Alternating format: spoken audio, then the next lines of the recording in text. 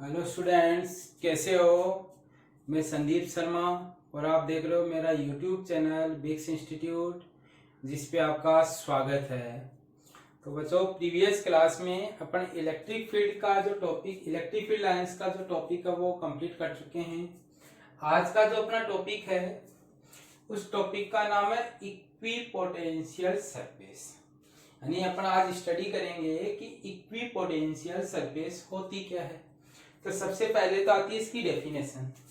Definition में आपके पास आता है कि इन electric field a surface having same electric potential at all point is called equipotential surface.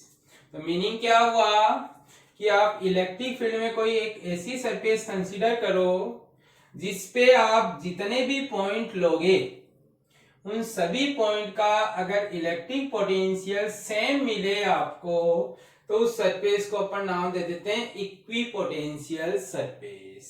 Meaning क्या हुआ कि जैसे मैंने ये कोई एक क्यू चार्ज कंसीडर किया है और इस क्यू चार्ज से r1 डिस्टेंस पे ही आपकी कोई सरफेस है जिसपे मैंने ये पॉइंट लिया A, ये B, ये C, ये D, इस तरीके से ये 4 पॉइंट कंसीडर किए हैं।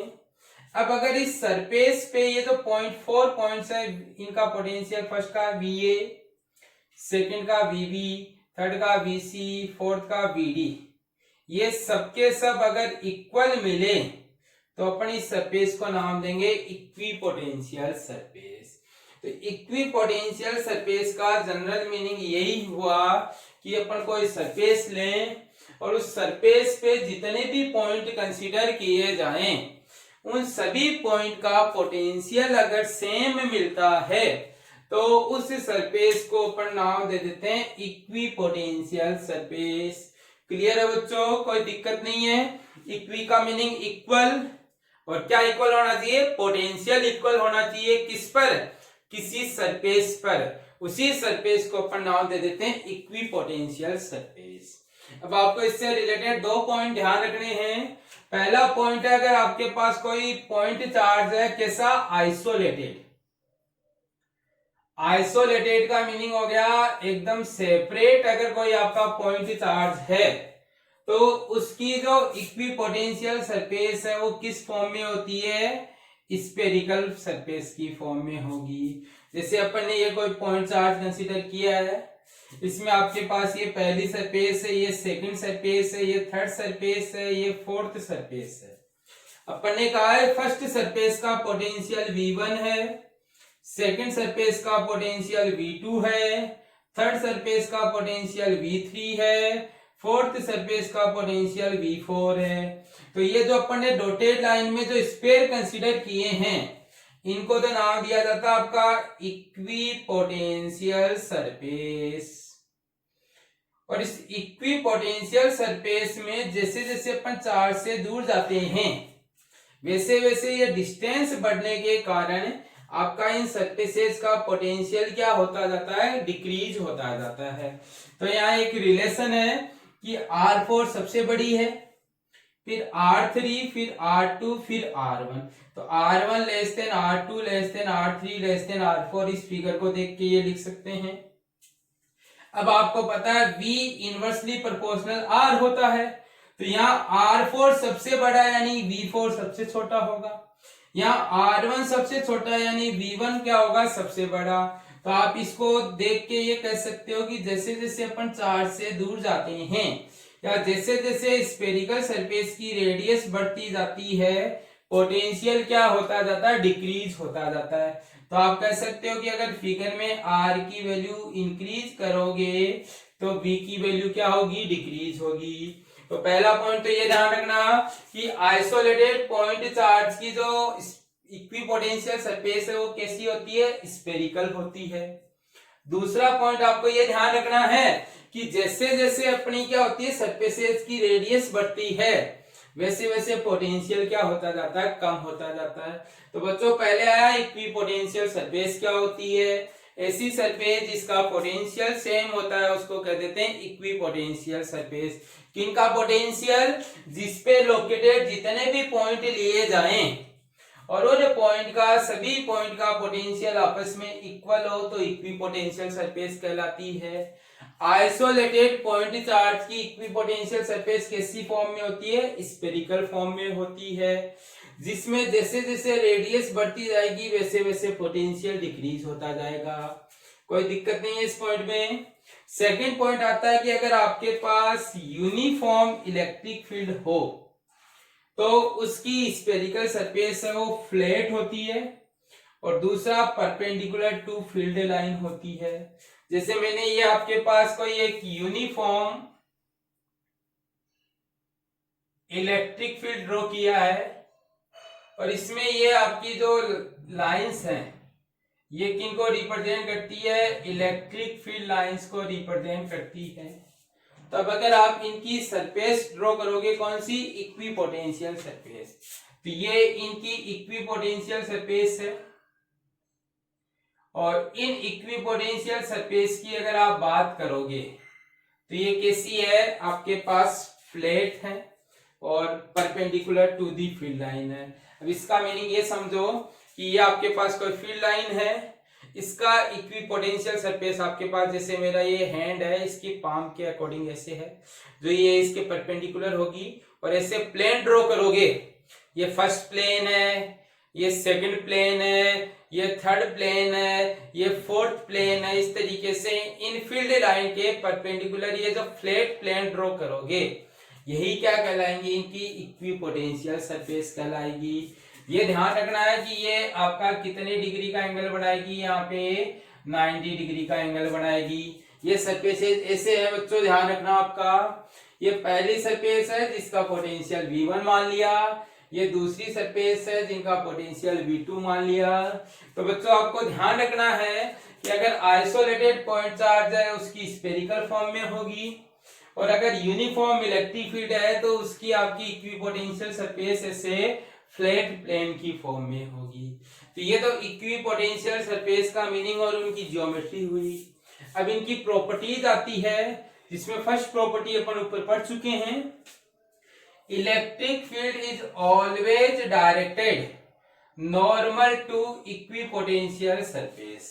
कहने का मीनिंग अगर आपके पास ये कोई सरफेस है, ये आपका कोई इलेक्ट्रिक फील्ड है, तो ये हमेशा एक दूसरे के साथ कितने डिग्री के एंगल पे होंगे? 90 डिग्री के एंगल पे होंगे। तो आप कह सकते हो कि जो इलेक्ट्रिक फील्ड है वो इक्विपोटेंशियल सरफेस के कैसा होगा? परपेंडिकुलर होगा। तो पहला पॉइंट तो ये हो गया। दूसरा पॉइंट आपको कहता है कि two equipotential surfaces can never intersect each other because otherwise the point of intersection will have two potential which is unacceptable। कहने का मीनिंग ये हो गया कि आपने एक तो ये सरफेस ड्रॉ की, यानी आपने कहा कि ये एक इक्विपोटेंशियल सरफेस है, ऐसे ही ये एक इक्विपोटेंशियल सरफेस है। अब इनका ये आपका इंटरसेक्शन पॉइंट हुआ, एक तो यहाँ पे इंटरसेक्ट हुई, एक यहाँ पे इंटरसेक्ट हुई। आपने कहा पहली सरफेस का पोटेंशियल V1 है, दूसरी सरफेस का पोटेंशियल V2 है। तो आप देखोगे इस पॉइंट पर जहां इंटरसेक्ट हुए कितने पोटेंशियल हो गए? 2 पोटेंशियल हो गए। यानी कि पॉइंट ऑफ इंटरसेक्शन के कितने पोटेंशियल हैं? 2 पोटेंशियल, जो आपके क्या होते हैं? पॉसिबल नहीं हो सकते। तो आप यहां से ये कह सकते हो कि कोई भी 2 इक्विपोटेंशियल सरफेस एक दूसरे को कभी भी इंटरसेक्ट नहीं करेगी। अगर इंटरसेक्ट की तो इंटरसेक्टिंग पॉइंट पे 2 पोटेंशियल होंगे जो पॉसिबल नहीं हो सकते। तो बच्चों आपको ये वाला पॉइंट ध्यान रखना है।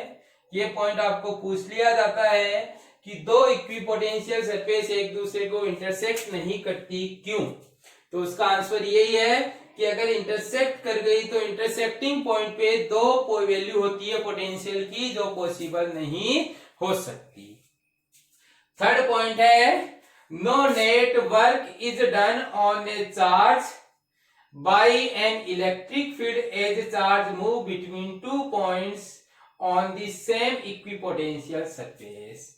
मीनिंग है कि आपके पास कोई इक्विपोटेंशियल सरफेस है जिसमें ये आपका ए पॉइंट है और ये आपका बी पॉइंट है। किसी चार्ज क्यू नोट को अगर यहां ए से बी तक लेकर जाएं तो आप ये बोल सकते हो W A to B at equipotential surface equal to मिलेगा 0। ध्यान रखना बच्चों कि किसी चार्ज को ईपीएस का मीनिंग है इक्विपोटेंशियल सरफेस, यानी कि किसी चार्ज को इक्विपोटेंशियल सरफेस पे मूव करने के लिए जो वर्क डन होता है उस वर्क डन की वैल्यू क्या होगी 0।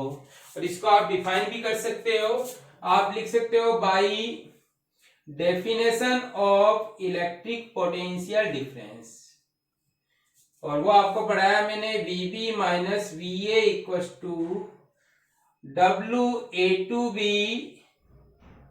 अपॉन में Q नोट, ये पढ़ाया मैंने आपको। यहां से आप WA to B equal to लिख सकते हो Q naught VB minus VA।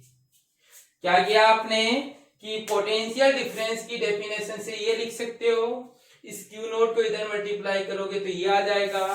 अब यहां से बोल सकते हो कि if A and B eight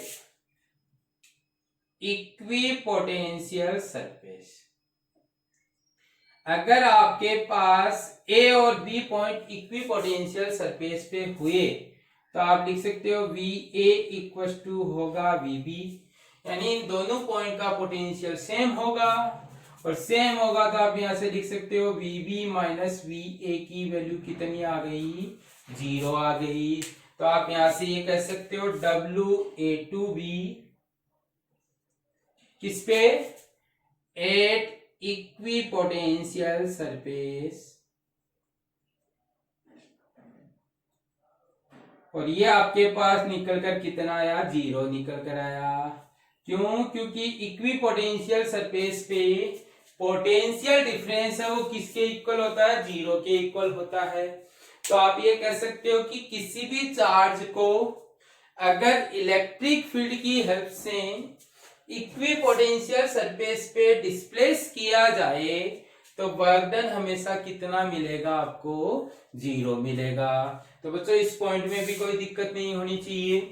पहला पॉइंट परपेंडिकुलर होती है सरफेस इलेक्ट्रिक फील्ड के, दूसरा पॉइंट कभी भी दो सरफेस एक दूसरे को इंटरसेक्ट नहीं करती, तीसरा पॉइंट है work done on equipotential surface है वो 0 होता है, और फोर्थ पॉइंट है वो है आपके पास अगर कोई कंडक्टर हो कैसा चार्ज तो उसकी सरफेस है वो ऑलवेज किसकी तरह बिहेव करती है इक्विपोटेंशियल की तरह। तो आप ये कह सकते हो कि ये कोई कंडक्टर है और इसको आपने ऐसे चार्ज दिया। आपको इनिशियली मैंने पढ़ाया किसी भी कंडक्टर को चार्ज देते हैं तो उसकी सरफेस पे डिस्ट्रीब्यूट होता है। अब आपके पास ये है सरफेस ऑफ चार्ज कंडक्टर, और जो सरफेस ऑफ चार्ज कंडक्टर होती है वो हमेशा कैसी होती है इक्विपोटेंशियल होती है। ध्यान रखना आपके पास इस इक्विपोटेंशियल का मीनिंग क्या है कि इस पॉइंट का पोटेंशियल A, ये B, ये C और ये D, यहां से ये कह सकते हो VA इक्वल टू मिलेगा VB इक्वल टू मिलेगा VC इक्वल टू होगा VD, यानी कि किसी चार्ज कंडक्टर पे जितने भी पॉइंट लोगे उनका पोटेंशियल क्या मिलेगा सेम मिलेगा, और सेम मिलेगा तो ये सरफेस किसकी तरह बिहेव करेगी इक्विपोटेंशियल की तरह। दूसरा आपको आगे पढ़ाया जाएगा कि V इनसाइड जो होता है वो क्या होता है कांस्टेंट होता है, यानी कंडक्टर के अंदर इनसाइड पोटेंशियल की वैल्यू कांस्टेंट होती है, और कांस्टेंट होने के कारण ये भी आपका क्या होता है एक इक्विपोटेंशियल होता है। तो आपको ध्यान रखना है कि कंडक्टर की सरफेस और कंडक्टर का वॉल्यूम है वो दोनों कैसे होते हैं, इक्वी पोटेंशियल के होते हैं। तो बच्चों ये आपका इक्वी पोटेंशियल का मीनिंग है और ये कुछ प्रॉपर्टीज हैं इक्वी पोटेंशियल सरफेस की। पहली प्रॉपर्टी परपेंडिकुलर होती है equi potential surface electric field line के। दूसरी प्रॉपर्टी कोई भी दो इक्वी पोटेंशियल सरफेस इंटरसेक्ट नहीं करेगी।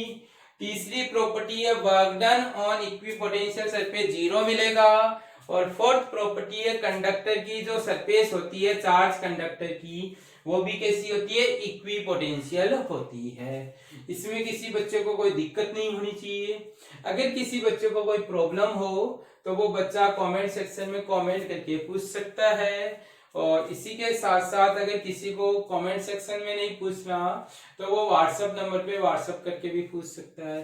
तो बच्चों ये आपका एक और टॉपिक कंप्लीट हो गया है। जो भी बच्चे मेरे चैनल पे नए हैं वो चैनल को सब्सक्राइब करना ना भूलें और इसी के साथ साथ वीडियो को देखने के बाद में वीडियो को लाइक कीजिए और अपने फ्रेंड्स में भी शेयर कीजिए। Thank you. स्क्रीनशॉट ले लीजिए।